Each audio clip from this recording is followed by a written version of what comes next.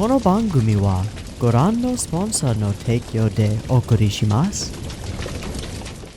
Alrighty, welcome everyone. I'm Teeaboo and I am here for Fire Force Enen no Shobutai episode 11.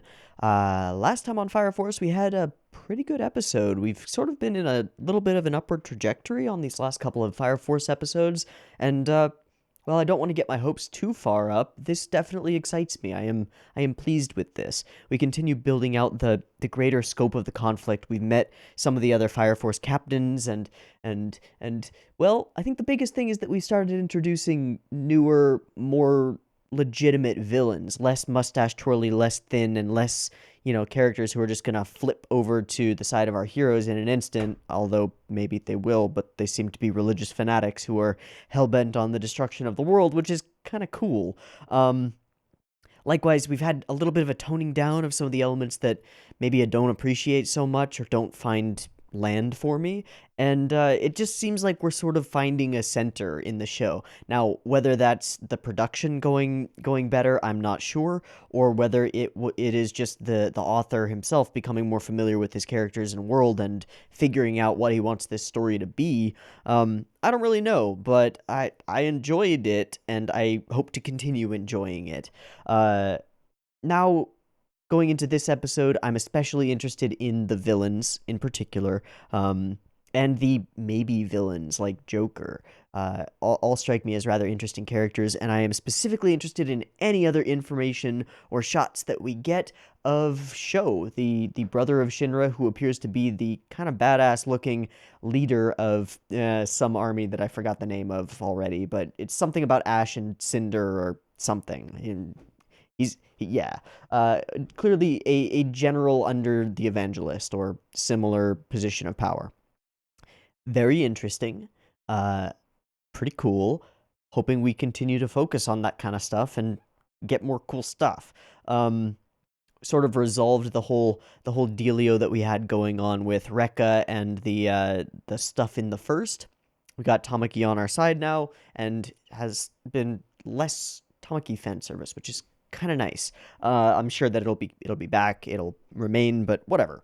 All in all, I'm interested in seeing where this is going and hoping for all the cool things that I could hope for from this show. Cool animation, cool fights, maybe cool character moments, let's hope, but certainly a cool villainous organization that I hope to see a lot more of in the future. In any case, I don't have too much to talk about here at the beginning, so let's go ahead and just dive into the episode, and we'll talk about it as we go, and then talk about it at the end. So, I've got the episode up and ready to go. I can see the first frame of it, although there are no subtitles. It is all in, not text that's too far away to see, but it is a paper sitting on a desk, and it's got one of the cross things on it and some weird entity at the bottom. I don't know. You'll see it in just a moment. In any case, I've got the episode up and ready to go. It is at 0 seconds. There will be 2 versions of this reaction video. You can find the picture-in-picture version with the video up there down in the description, and you can find the timer-based version, which is what you're currently watching if you're hearing me say this, up on YouTube. The picture-in-picture version will have the video in it, but it will not have discussion at the end. Timer-based version will have discussion at the end, but it will not have the video in it. Mix and match as you see fit, and if you plan on grabbing your own copy of Enen no Shobutai episode 11 and playing it along with the timer-based version, you can totally do that. Just get it ready, because a beep beep timer to count you down to 0, which is where we'll start, will be coming at you right now. Ish.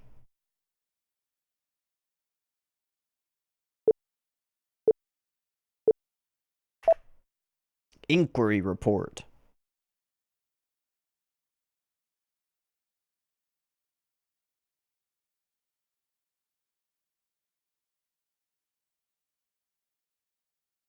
Okay. Ooh, history.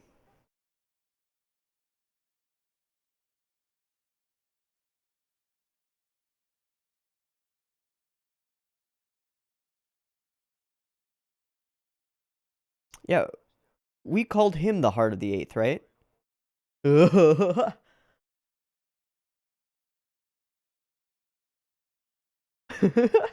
Arthur's such a doof.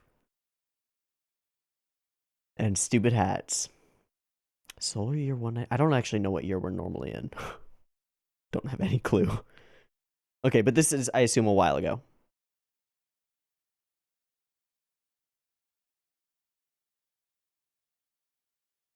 Hmm.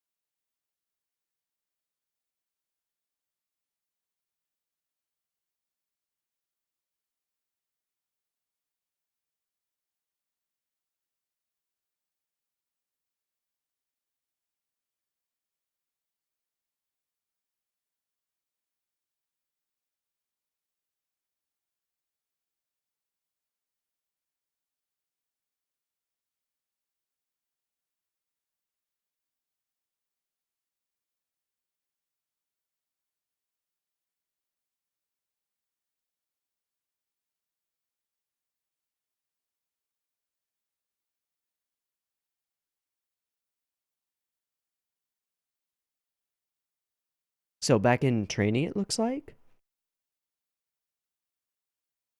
Do we know this guy? I don't think we know this guy. That's not the. Hi. Like he's not the chief guy, is he? Is he? Could she be?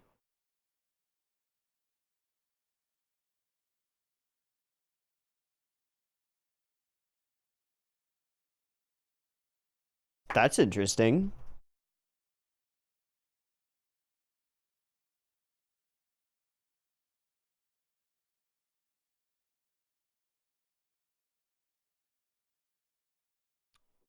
We'll see about that.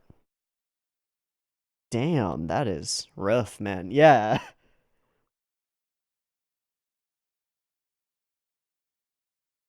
Uh, that's bullshit. What the hell is a gold bricker? Okay, Tojo. Uh, okay.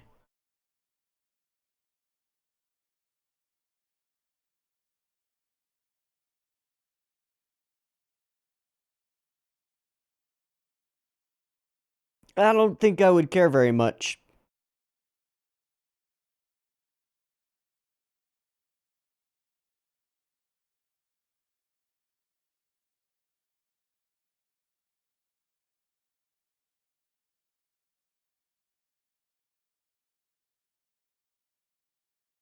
Non-believer.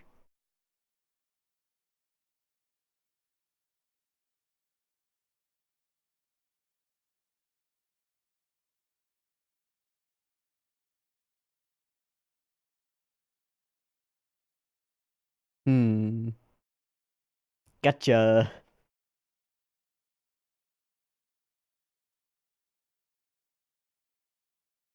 It's an interesting form of a match cut. A little bit. Okay, got it. The thing. I mean, if that's... I actually cannot tell if that's the captain. I don't think it is. If it's not the captain, this guy's super dead. Oh.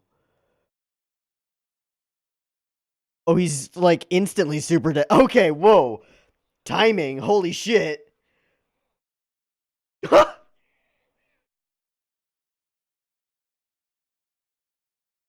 Baptized gun. Shoot your friend, buddy. Shoot him while he's still your friend.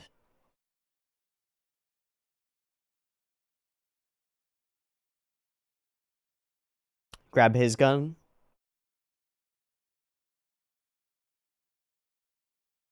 Blue flames. Whoa, whoa, whoa, whoa.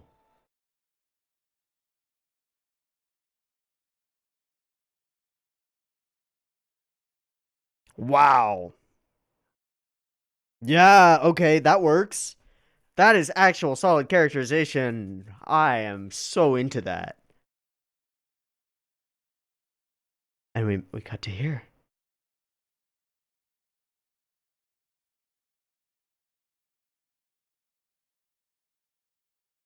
So, Tojo's gun.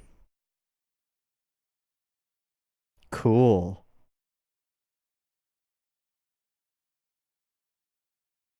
This is the most interesting one of these episodes has been. Like, holy shit. Time to join.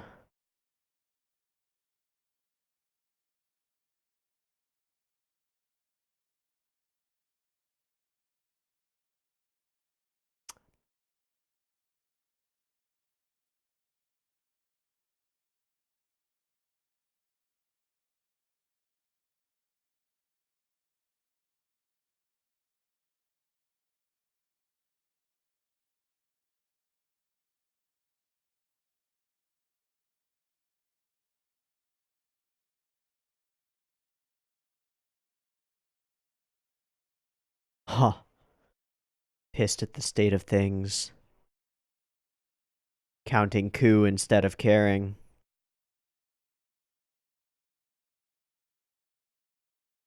So this is the story of their bond being forged.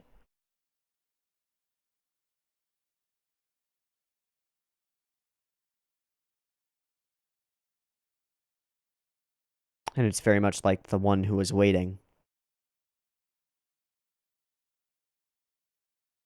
Uncaring. Obi standing up.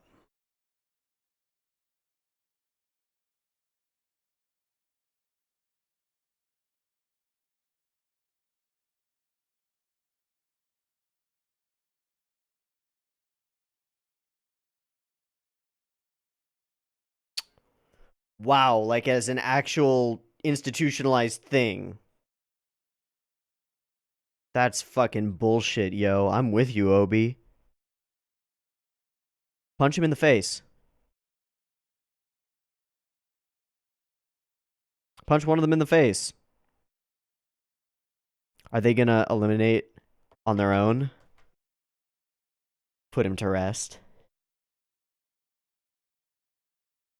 And he's gonna go with him.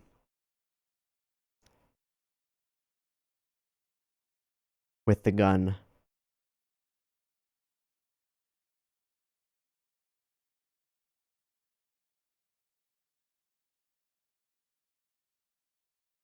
What I have to.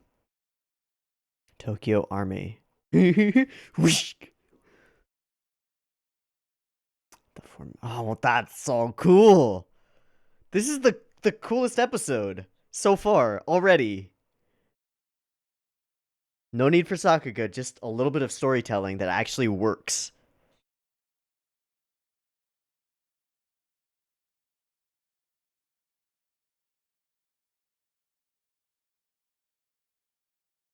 Insta homies. Boom, boom. A little bit. Just a little. Yeah.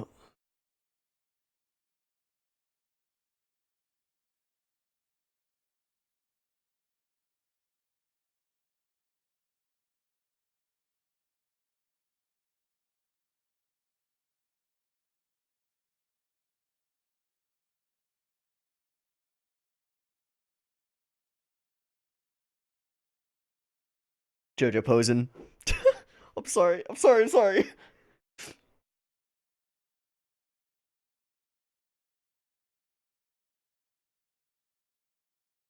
Fuck yeah. Motivations and reasons behind them.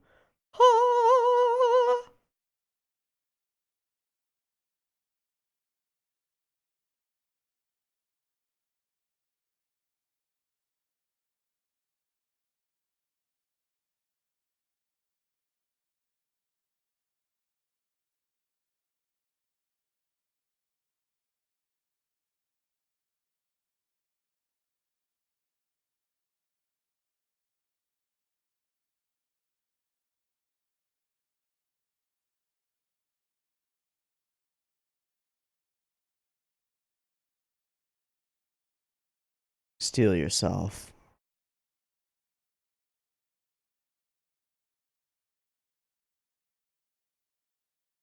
So someone in the higher ups is going to hear about this, let them know about their own suspicions, find these two who acted on their own. That's what I'm assuming. Hmm.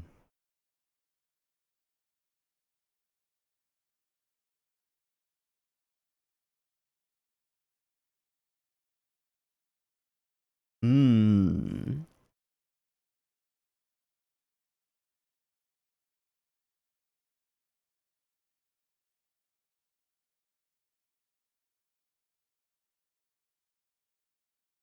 Ah, so it was from him himself. Cool. Will you join me? Whoa. That's cool.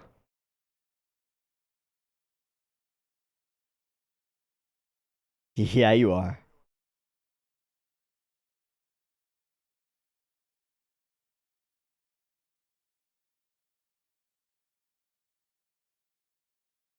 All right.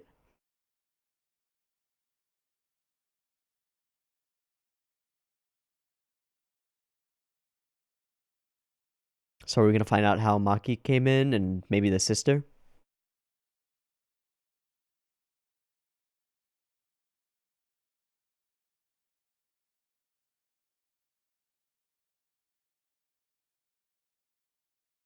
Maki.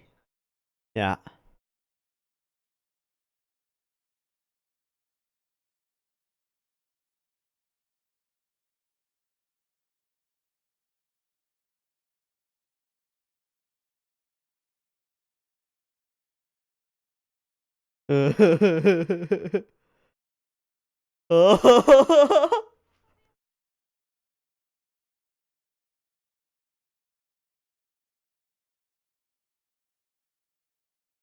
Aww.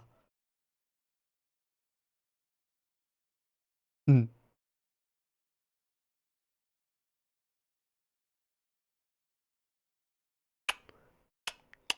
Old blood, new blood.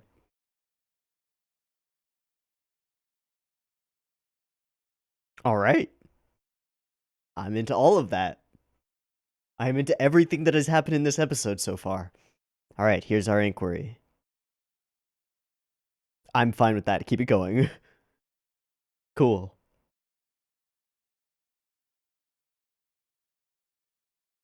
Okay, so you did have sister by then. Whoa.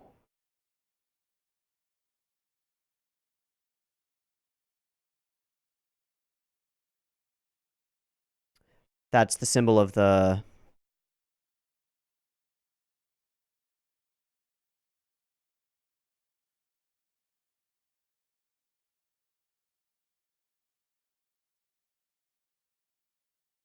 seventh being where the strongest guy is. Yeah, there he is. Ooh, Oni. Seems much more traditional all around with the outfits. Hey, Benny Maru. Mm-hmm.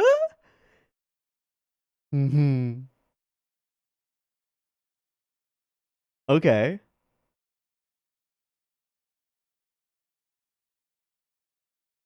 So he is beloved.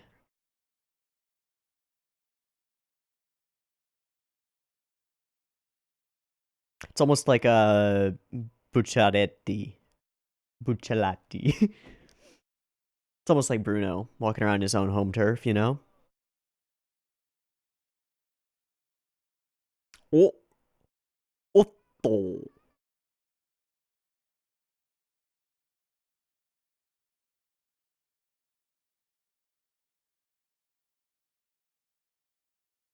I'm not sure whether to hate them or love them.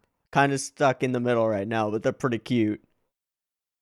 Third gen.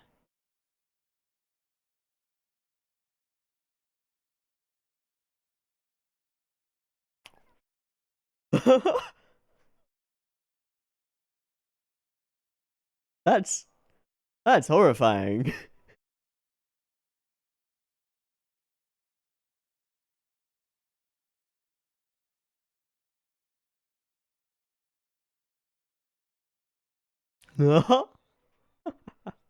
Hi, we're here. Oh, ooh. So we're doing a split episode, 2 titles. Okay.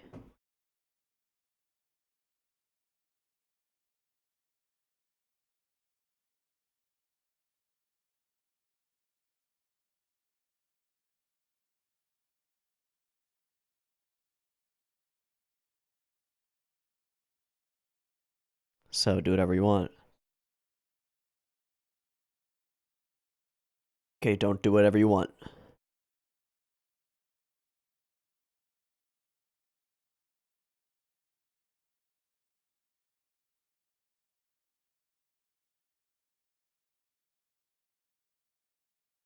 We have. We have. All right, all right. I've fallen on the side of I love them.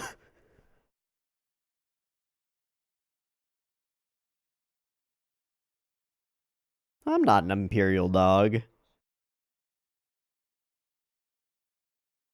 I like Benny Maru. You fucking what?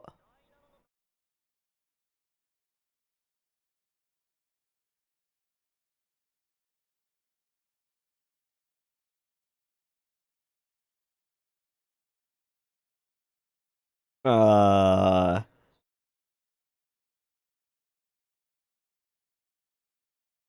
I mean, you had big trouble with the captain of the first, and if this guy is like, oh,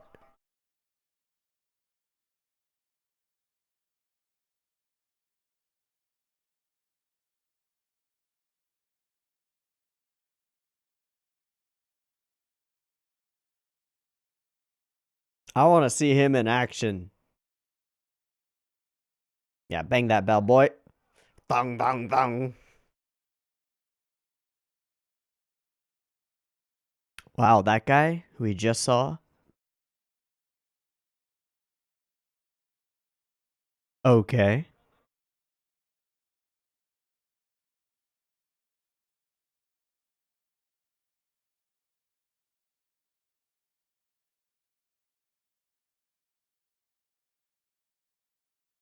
Okay, cool animation. Ah, cool. Sort of Spear of Longinus-esque.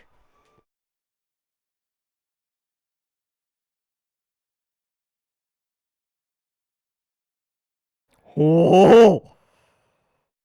Whoa. I don't know, but it's fucking cool.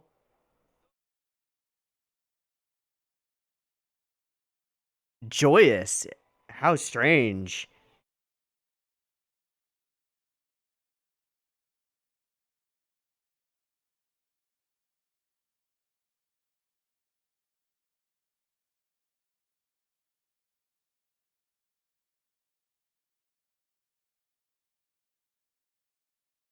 So we're celebrating his life. I see you. Okay, okay.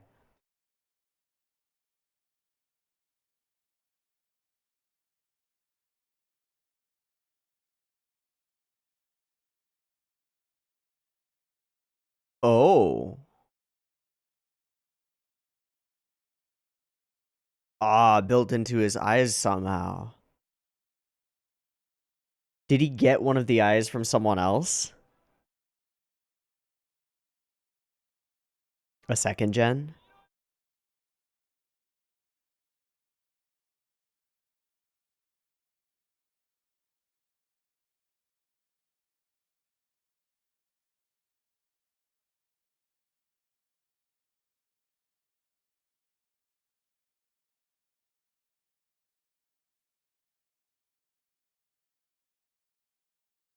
Fucking sick.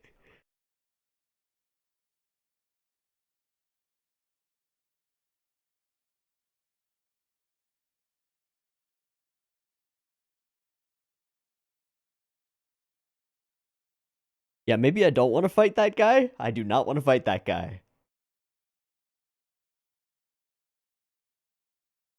And now you understand.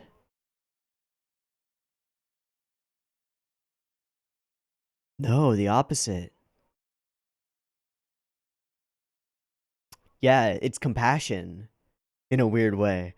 This is the best episode of this show so far. What the fuck?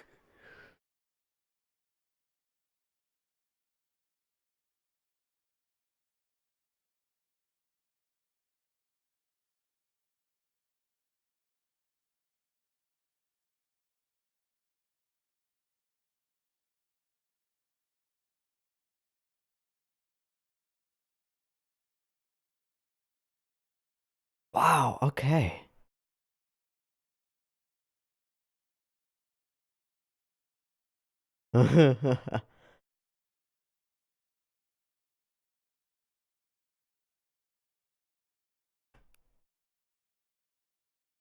Mm-hmm.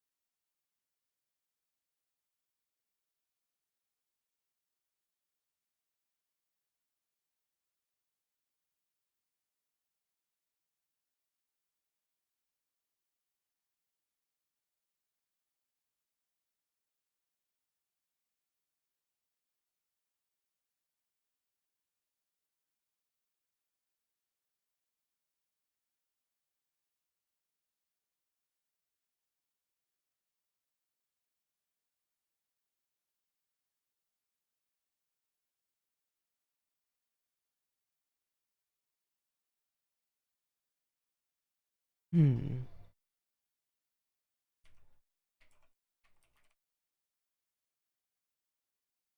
Mm.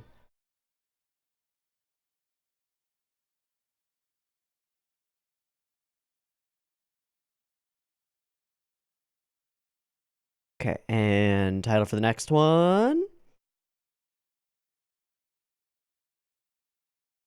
Eve of Hostilities in Asakusa. Okay. Alright, so hostilities inbound. Uh uh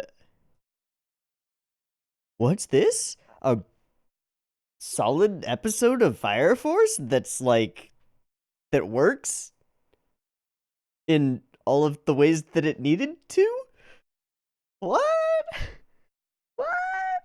Okay, so the first thing that I did was I went and looked up the term gold bricker. I had thought that it would be like putting plates of gold on something to make it look like gold when it's not, and that's exactly what it is. Either a con man or a con person, or more than that, like people who pretend to be working and get paid for it, but then don't. So it's like the polar opposite of what Maki's doing. She's working her ass off genuinely, but not getting anything for it, versus not working at all and being paid for it, right? So interesting, but has no bearing on any of the other interesting stuff in the episode. The fact that Maki's dad is a general and that's how she got into the army, and thus like she's got that whole complex about like um trying to prove that she's worth it. Period. Is fantastic. It's solid characterization and solid like retroactive character development. It makes so much sense. Beyond that, the characterization on our lieutenant and on Obi is amazing. Like okay, compared to some other solid, really great shonen character development, maybe it's not the best ever, but compared to what we've been getting in Fire Force so far, this was a breath of fresh air, and uh, it's nice. It's freaking nice. I am excited now. I'm happy now. Like, I am glad that I didn't drop the show now because, well, this gives me hope. I don't know. Maybe that's misplaced and maybe this is like a one-off thing. But this gives me hope. I dropped my pencil and I'm trying to pick it up with my foot. Okay. Did it. It gives me hope for the future of the series. The fact that everything is tied in, that the Red Cross found at the site of the first incident that they went to is tied in with the evangelist and their people. You know, we saw that. That's cool. Their sort of revulsion at this idea of points, of assigning points to the infernals and doing this as like it reminds me more than anything of I won't spoil anything, but Ginga Eiyuu Densetsu, Legend of the Galactic Heroes, in a large part of the early section of the series, like 40, 50 episodes or so. Our characters are experiencing like disillusionment and the same kind of revulsion with the practices of all of the nobility in the empire. I'm trying to paint the picture without spoiling things, but while making it make sense. The people in the empire are only worried about when they go to battle. They're not worried about like anything except what their exploits could do for their status. It's all about honor and like it's all bullshit. And our characters know that it's bullshit and have to work within that system to change that system. And it's fantastic. It's one of my favorite like setups. Period. It's amazing. It explains a lot, and characters can go many different directions with it, but in this case they go a very straightforward direction. Like our lieutenant guy, he has personal reasons, and then beyond that he has like he recognizes systemic reasons for doing something that's different, for acting differently, for doing exactly what Obi wants, which is to investigate the source of the infernals and put down the ones that they have to with compassion. Other thing that I really like about this episode, and I wasn't sure that it was going to be the best thing ever, but it turned out to be like the best thing ever, was splitting it in half. Half the episode dedicated to that formation of the Eighth backstory, and half the episode dedicated to this moment where we go and speak with Benimaru and discover his way of doing things. Because with all of the sort of it's not quite animosity, but like he pretty much ignores them, right? For all of that, we understand now that Benimaru is, whether anyone realizes it or not, and except Shinra may now, that Benimaru is with them in spirit. Like he's on their side in terms of the way he feels about Infernals and feels about this whole situation. So there's a solid chance that they can just convince him. I hope. I expect. Some cool animation in the episode around the Benimaru scenes. Some things that I want to look at again just to check out, which hasn't happened in a little while, a couple episodes at least. Honestly, this has just been a mishmash of all of the things that I like about this show and hoped to like about this show. This episode sort of delivered on all fronts, and that's awesome. Okay, let's go ahead and do a skimmy run through just to catch many of the things that we missed. So classic story within a story setup, where we've got Lieutenant telling us what's up. Was this the match? No, we go from here to there. Okay, we used this particular scene in multiple time frames a couple of times. It's pretty cool.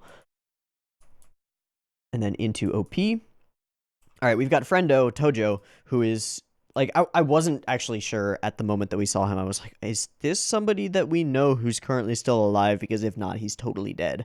But yeah, he's totally dead. Rip. Hi, Maki.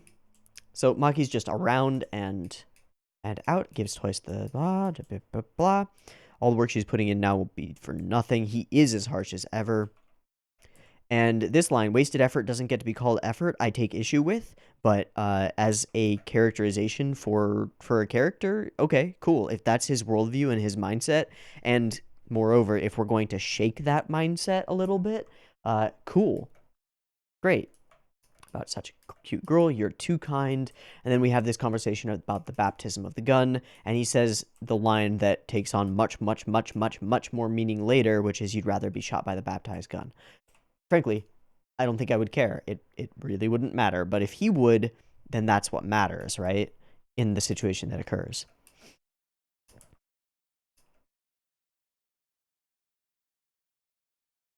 And then I love this moment where he calls him out, like, you're not as cold, you're not as off-putting as you might think. You've got some kindness in you, even though you may try to hide it.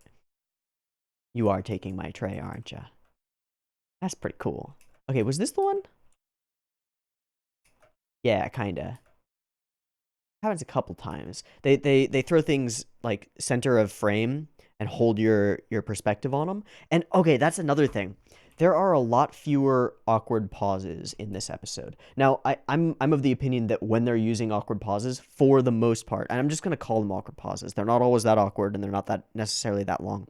But scenes where nothing is happening and it's generally pretty close to silent, and we just have a static character standing there. These are like moments where all you can do is just wonder what the character is thinking about. I actually like them. I think they're weird and kind of unique and break up the flow of the episode in interesting ways and in what I think are intentional ways. But there are a lot fewer of them in this episode. Maybe because they just had a lot of stuff to cover. I don't know. But we're sitting here, a wind blows by, and then suddenly it just happens. Whoosh, whoosh, bam.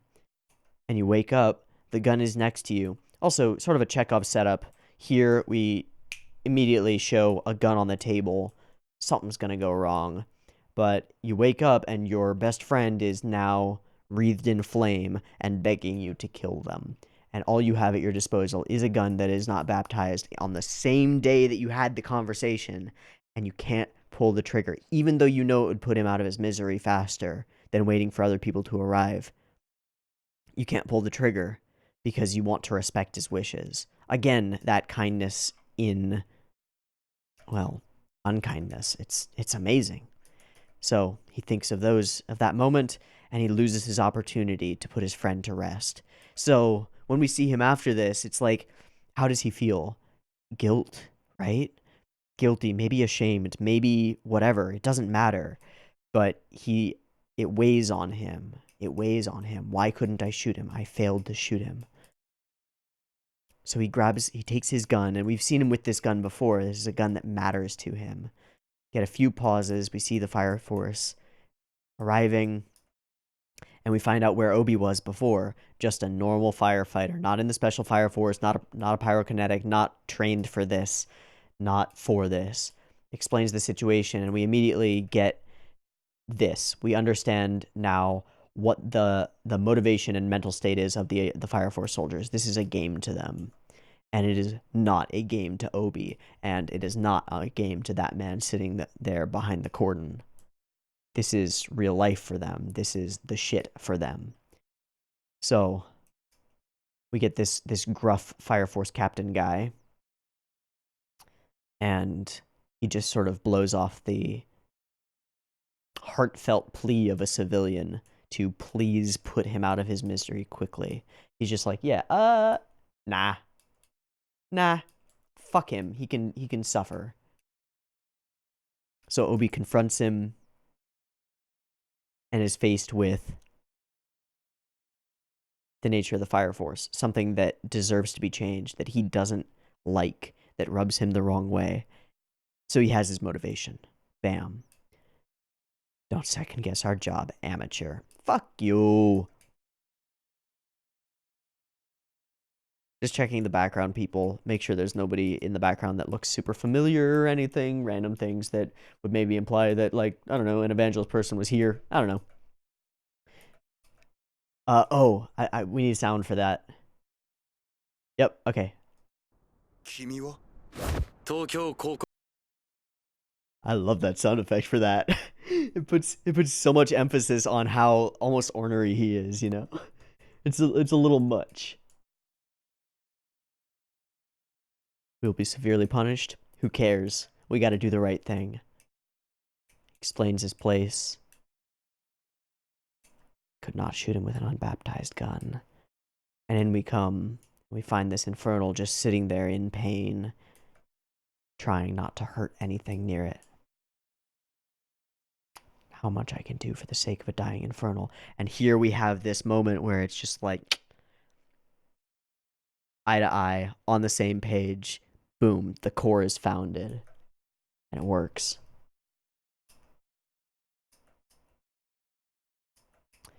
I love this. Baptisms and prayers are a part of that belief, but they're also salvation to those who put infernals to rest. It's not always about the person you're trying to take down or put to rest. It's also about the people having to do it, feeling like there's some purpose in it, which I think is a big part of religion. And he steps forward because this is an opportunity for him to, in a sense, right the wrong that he thinks he took part in when he wasn't able to shoot his friend. Ashes thou wert and art, may thy soul. Tells him you are a kind man. Steels himself, and the shot rings out. I likely would have done nothing. I like this conversation. Making up your own mind to move forward isn't that difficult. It's easy to believe in yourself. But trusting in someone else, taking action, and sacrificing yourself are things that require a tremendous amount of courage. I like that as a lot. Courage was yours, if so, you're the king. Ah. And there it goes. So I was thinking it would be a little more complex, like somebody in the higher-ups would hear about this and be like, you guys are the perfect people for my secret covert mission to understand that. No, it's all from within. It's from the formation of this core that it all occurs. Also, love this visual of the world turning into ash, wherever it is. I don't know. I think I went past it. Oh, yeah, here. Whoosh. That's cool. Cherish life above everything else. We arrive at this dilapidated Fire Force station, cathedral. I love how he's got the little sweat on. He's like, I'm not a very good talker. My charisma score is really low.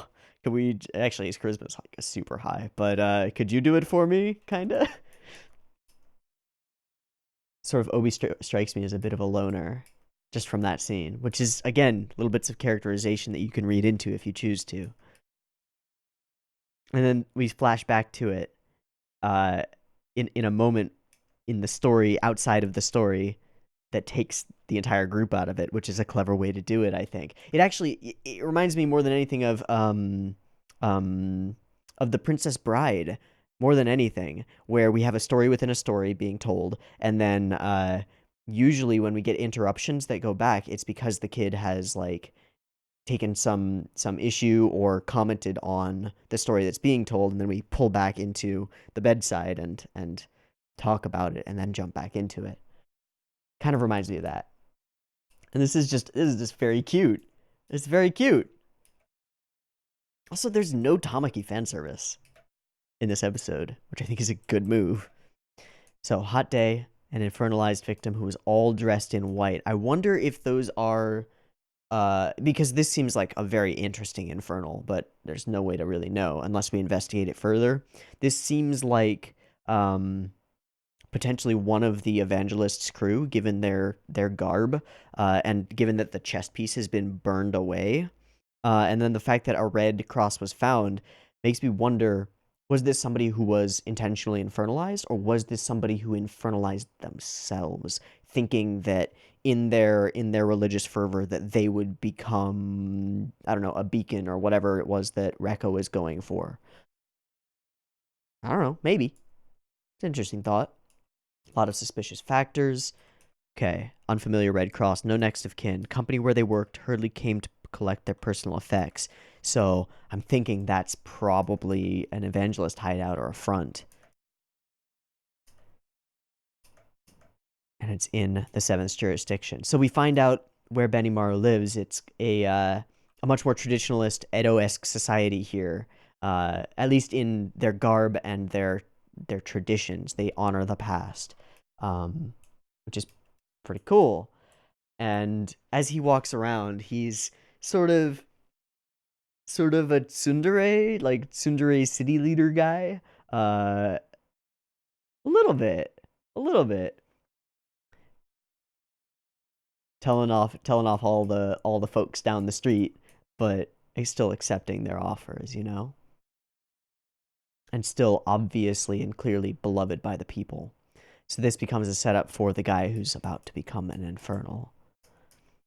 We drop in and we meet these two, these fucking twinsies, Hinata and Hikage, who I don't know. I mean, after Kimetsu, I have weird feelings about odd childlike twins in anime, but these two grew on me really fast because they're goofy and fun and not super creepy.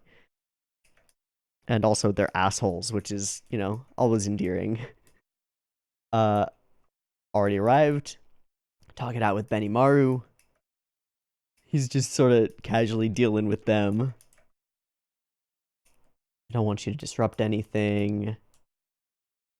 Yeah, and calls Shinra out. I don't really give a shit about you. And also, Shinra challenges him, having no idea what's really up here. I really like this line across this scene. This is a really nice line of shadow. It's really simple. It just draws an eye line between the two of them. Often you'll see this as like a spark or like a crackle. This does the exact same thing with the exact same effect, but it doesn't have to be like out of the world. It's just there. And it works. It works really well. So that's pretty cool. And then we get our clang, clang, clang, clang, clang, clang, clang. Got Berserk 2016 out there. And we got these things. I don't know what they are. They get named at some point when some characters like, maybe there's some trick to these things. And then I will find that and I will Google it.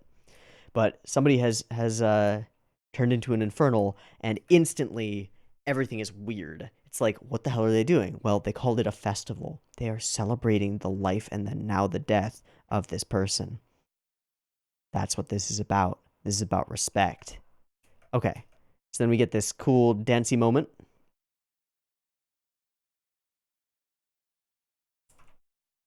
The festival is beginning. Get a cool whipping stuff around moment, and I want to frame by frame that. Right. Yeah, we can stop right there.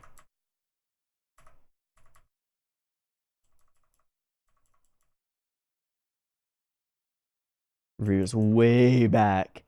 Again with the face coming real close and then whipping back.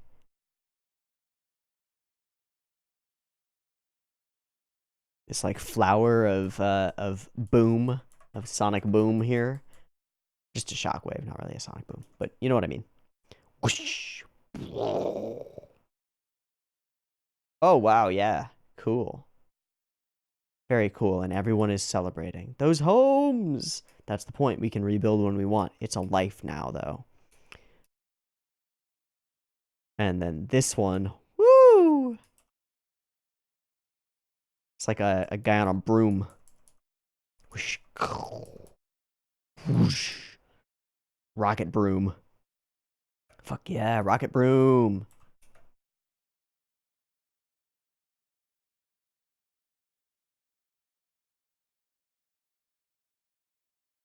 Whoosh. Like missiles. And up. And then down.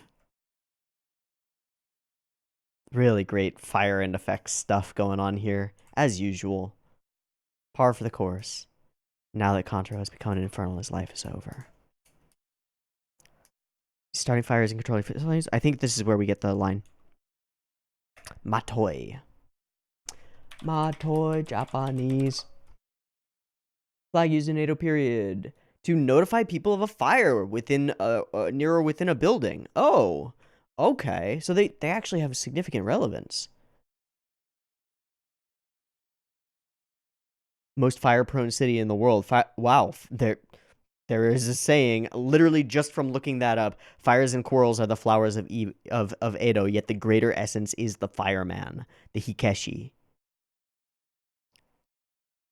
So the Edo being the source of firemen.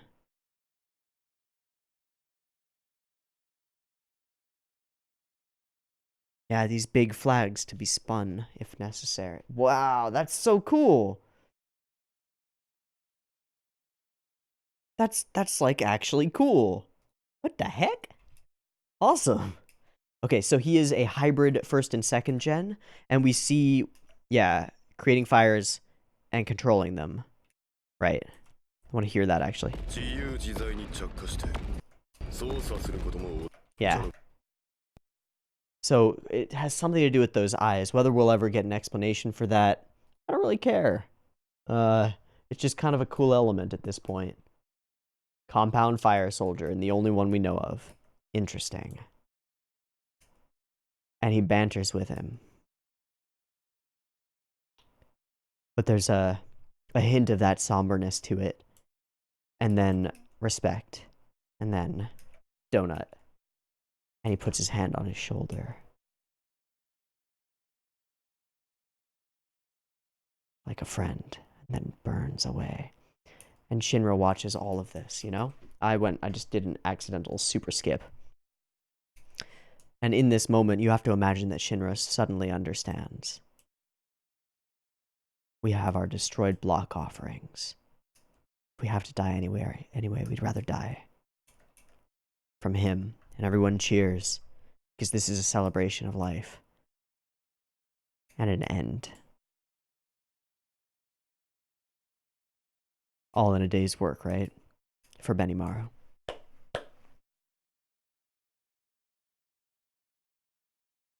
All things considered, I'm going to say it again. I think this might be my favorite episode of Fire Force so far.